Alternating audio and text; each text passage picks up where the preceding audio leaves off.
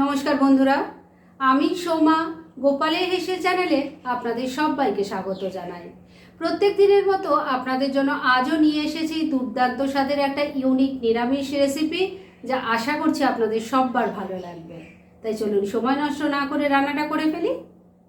আজকের এই দারুণ টেস্টি আর ইউনিক রান্নাটা করার জন্য আমি এখানে অল্প পরিমাণ সয়াবিন নিয়ে নিয়েছি, আর এই সয়াবিনটা কিন্তু জলে সেদ্ধ করা আছে। এবার এটাকে বেটে নিতে হবে। সয়াবিনটা বেটে নেওয়ার জন্য মিক্সির জারের মধ্যে দিয়ে দিয়েছি। এবার এটাকে জল ছাড়াই শুকনো এটাকে গ্রাইন্ড করে ফিরে আসছি। সয়াবিনটা দেখুন শুকনোভাবে বেটে নিয়েছি। আর এদিকে এই রান্নার জন্য আমি এই বাটির মধ্যে 1/2 লিটার দুধ আগেই জাল হতে বসিয়ে দিয়েছিলাম। দুধটা ভালো করে এখন ফুটেও গেছে। এবার এই দুধের থেকে ছানা কেটে নেব, আর তার জন্য আমি এখানে ভিনিগার আর জল দুটো মিক্সড করে নিয়েছি। অল্প অল্প করে দিয়ে ছানাটাকে কেটে নেব। ছানাটা দেখুন কাটা হয়ে গেছে। এবার এর মধ্যে দিয়ে দিচ্ছি অল্প একটু চিলি ফ্লেক্স, দিয়ে দিচ্ছি একটুখানি কাসুরি মেথি, অল্প নুন দিয়ে দিলাম। আর এর সাথেই যে সেদ্ধ করা সয়াবিনটা বেটে নিয়েছিলাম সেটা দিয়ে দিচ্ছি। সব কিছু খুব ভালো করে মিশিয়ে নিচ্ছি। আর বন্ধুরা, এই রান্নাতে দুধের ব্যবহার যা করবেন, মানে যে পরিমাণ দুধটা নেবেন, সয়াবিনটা কিন্তু তার থেকে কম পরিমাণ নেবেন, তাহলেই খেতে টেস্টি হবে। সব কিছু খুব ভালো করে মিশিয়ে নিয়েছি। এবার এটা একবার ফুটে ওঠা অবধি একটু অপেক্ষা করতে হবে। সব কিছু ভালো করে মিশিয়ে নেওয়ার পর আবার এটাকে একটুখানি ফুটিয়ে নিয়েছি। এটা এখন রেডি হয়ে গেছে। এবার গ্যাসটা বন্ধ করে দিলাম, আর এটা এবার ভালো করে ছেঁকে নেব। ছানার মিক্সচারটাকে আমি একটা সুতির কাপড়ের মধ্যে ছেঁকে নিয়েছি। এবার এটাকে 5 থেকে 7 মিনিটের জন্য একটু রেস্টে রেখে দিতে হবে, যাতে এর মধ্যে যা জল আছে সেটা যেন বেরিয়ে যায়। আর তার জন্য এইভাবে রেখে এর ওপর একটা ভারী কিছু দিয়ে এইভাবে চাপা দিয়ে রেখে দিলাম, যাতে এর মধ্যে যা এক্সট্রা জল থাকবে পুরোটাই যেন বেরিয়ে যায়। এইভাবে তাহলে 5-7 মিনিট থাকুক, আর তারপর ফিরে এসে আমি নেক্সট স্টেপ দেখাচ্ছি। ছানার মিক্সচারটাকে তো সেট করতে রেখে দিয়েছি, আর এই সময় ভাবলাম এই রান্নার মশলাগুলো বানিয়ে ফেলি, তাহলে রান্নার কাজটা অনেকটা ফাস্ট হবে। সেজন্য কড়াইয়ের মধ্যে অল্প একটু সর্ষের তেল দিয়ে গরম করে নিয়েছি। এর মধ্যে প্রথমেই একটুখানি গরম মশলা দিয়ে দিলাম। এর মধ্যে আছে 2-3টে এলাচ, 2-3টে লবঙ্গ আর একটা দারচিনি। একটা মিডিয়াম সাইজের টমেটোকে টুকরো করে কেটে নিয়েছি, সেটা দিয়ে দিলাম। 6-7টা কাজু বাদাম দিয়ে দিলাম। দিয়ে দিচ্ছি 1 চামচ চারমগজ। এর সাথে দিয়ে দিচ্ছি সামান্য একটু জয়িত্রী, অল্প একটু নুন অ্যাড করে দিলাম। এর সাথে 2টো কাঁচা লঙ্কা ফাটিয়ে দিয়ে দিলাম। এবার সব কিছু ভালো করে মিশিয়ে নিয়ে একটু আগে মিশিয়ে নিচ্ছি। সব কিছু ভালো করে মেশানো হয়ে গেছে। এবার মশলাটা যাতে ভালো করে সফট হয়ে যায়, যেহেতু নুন দিয়েছি তাড়াতাড়ি সফটও হয়ে যাবে, সেজন্য ফ্লেমটাকে একটু কমে রেখে ঢাকা দিয়ে মিনিট 2 রান্না করে নিচ্ছি। মিনিট 2 রান্নাটা করে নিয়েছি। এবার ঢাকা তুললাম। টমেটোগুলো কিন্তু এখন সফট হয়ে গেছে। ম্যাশ করে দিচ্ছি। রান্নার জন্য এই মশলাটা কিন্তু একদম রেডি হয়ে গেছে। এবার এটাকে তুলে আমি আলাদা একটা পাত্রে রেখে ঠান্ডা করে নিচ্ছি। রান্নার জন্য একটা মশলা তো তৈরি করে আমি নামিয়ে রেখে দিয়েছি, ঠান্ডা হলে ওটা বেটে নেব। আর এবার আরেকটা মশলা তৈরি করব। তার জন্য বাটির মধ্যে আমি 2 টেবিল স্পুন ফ্যাটানো টক দই নিয়ে নিয়েছি। এর মধ্যে কিছু গুঁড়ো মশলা দেব। প্রথমে দিয়ে দিচ্ছি অল্প একটু কাশ্মীরি মির্চ পাউডার, দিয়ে দিলাম অল্প হলুদের গুঁড়ো, 1/2 টিস্পুন যাচ্ছে জিরের গুঁড়ো, 1/2 টিস্পুন দিয়ে দিলাম ধনের গুঁড়ো। এবার সব কিছু খুব ভালো করে মিশিয়ে এই মশলার পেস্টটাও তৈরি করে রেখে দিচ্ছি।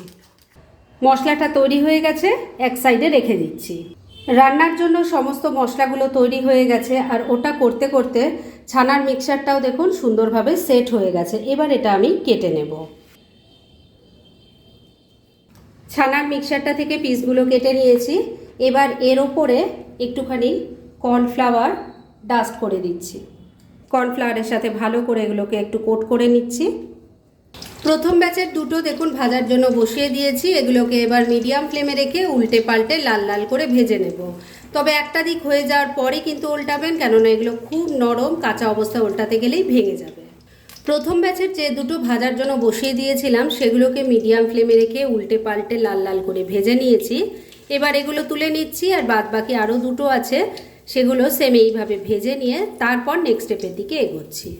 সবকটা বড়া বা কোপ্তা যাই নাম দেন, দেখুন উল্টে পাল্টে ভালো করে ভেজে নামিয়ে রেখে দিয়েছি। এবার কড়াইয়ে যা তেল আছে তার মধ্যেই বাকি রান্না করব। এর মধ্যে প্রথমে দিয়ে দিলাম অল্প একটু গোটা জিরে, দিয়ে দিচ্ছি একটা তেজপাতা, একটা শুকনো লঙ্কা, অল্প একটু হিং দিয়ে দিলাম, দিয়ে দিচ্ছি একটুখানি চিনি। এই চিনিটা দিলাম কালারটা ভালো হওয়ার জন্য। যতক্ষণে ফোড়নটা ভাজা ভাজা হবে ততক্ষণে চিনিটাও ক্যারামেল হয়ে যাবে। ফোড়নটা ভাজা ভাজা হয়ে গেছে আর চিনিটাও ক্যারামেল হয়ে গেছে। এবার এর মধ্যে একটু আলুর টুকরো ভেজে নেব, তাই দিয়ে দিলাম। তবে বন্ধুরা, এই আলু দেওয়াটা কিন্তু একদমই অপশনাল। আমি একটাই ছোট সাইজের আলুকে একটু লম্বা লম্বা টুকরো করে কেটে নিয়েছি, সেটাকে তেলের সাথে মিশিয়ে একটু ভাজা ভাজা করে নিচ্ছি। আলুর টুকরোগুলো ভাজা ভাজা হয়ে গেছে। এবার এর মধ্যে মশলাগুলো দেব। প্রথমেই দিয়ে দিচ্ছি টক দইয়ের মধ্যে গুঁড়ো মশলা দিয়ে যে মশলাটা বানিয়ে রেখেছিলাম, সেই মশলাটা সব কিছুর সাথে মিশিয়ে একটুখানি ভালো করে আগে কষিয়ে নিচ্ছি। বন্ধুরা, আপনারা আমার রেসিপি দেখার সাথে সাথে আমার ফেসবুক পেজ গোপালের হেসেল, তাতেও ভিজিট করতে পারেন। ডেসক্রিপশন বক্সে লিংক দেওয়া আছে। মিনিটখানেক সময় নিয়ে দইয়ের মিক্সচারটার সাথে আলুর টুকরোগুলো ভালো করে মিশিয়ে একটু কষিয়ে নিলাম। এবার যে মশলাগুলো ভেজে নিয়ে তারপরে বেটেছিলাম, সেই মশলার মিক্সচারটা ঢেলে দিলাম। এর সাথে দিয়ে দিচ্ছি স্বাদ মতো নুন, দিয়ে দিচ্ছি অল্প একটু চিনি। এবার মিডিয়াম ফ্লেমে সব কিছু মিশিয়ে আর একবার কষিয়ে নিচ্ছি। মিনিট দুয়েক সময় নিয়ে মশলার সাথে আলুটাকে মিশিয়ে খুব ভালো করে কষিয়ে নিয়েছি। এবার গ্রেভির জন্য জল দিয়ে দেব। এই রান্নায় কিন্তু বন্ধুরা জল খুবই কম পড়ে। মিক্সির জারটায় অল্প মশলা লেগেছিল, তার মধ্যেই আমি সামান্য জল নিয়ে দিয়ে দিলাম। ভালো করে মিশিয়ে নিচ্ছি। ভালো করে মেশানো হয়ে গেছে। এবার দুটো গোটা কাঁচা লঙ্কা দিয়ে দিলাম, ফাটিয়ে বা চিড়ে দেয়নি, শুধু গন্ধটা ভালো হওয়ার জন্য দিয়েছি। এবার ফ্লেমটাকে লো আর মিডিয়ামের মাঝামাঝি রেখে ঢাকা দিয়ে 3-4 মিনিট রান্না করে নিচ্ছি। মিনিট 3 রান্নাটা হয়ে গেছে। এবার ঢাকা তুললাম। প্রথমেই দেখে নেব আলু কেমন সেদ্ধ হয়েছে। গ্রেভিটা তো ঠিক হয়ে গেছে, আলুটা দেখে নিই। আলু সুন্দর সেদ্ধ হয়ে গেছে। এবার এর মধ্যে অ্যাড করব সামান্য একটু ম্যাজিক মশলা। এই মশলার রেসিপিটা কিন্তু আমি আগেই আপনাদের সাথে শেয়ার করেছি। যারা দেখতে মিস করে গেছেন তাদের জন্য আমি সাজেস্টেড বক্সে আবারও দিয়ে দেব। এই মশলাটা আমিষ নিরামিষ যাতেই অ্যাড করবেন তার স্বাদ বহু গুণ বেড়ে যাবে।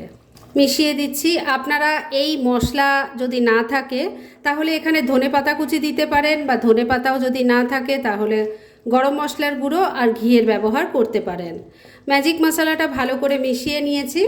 এবার এই ছানার বড়াগুলো বা কোপ্তাগুলো, যেটাই নাম দেন, সেগুলো এর মধ্যে অ্যাড করে দিচ্ছি। তবে এগুলো দিয়ে কিন্তু খুব বেশি সময় রান্না করা যাবে না, কেননা এগুলো খুব নরম, তো তাহলে এগুলো আরও বেশি নরম হয়ে যাবে বেশিক্ষণ রান্না করলে, আর সেটা তখন খেতে বা দেখতে কোনোটাই ভালো লাগবে না।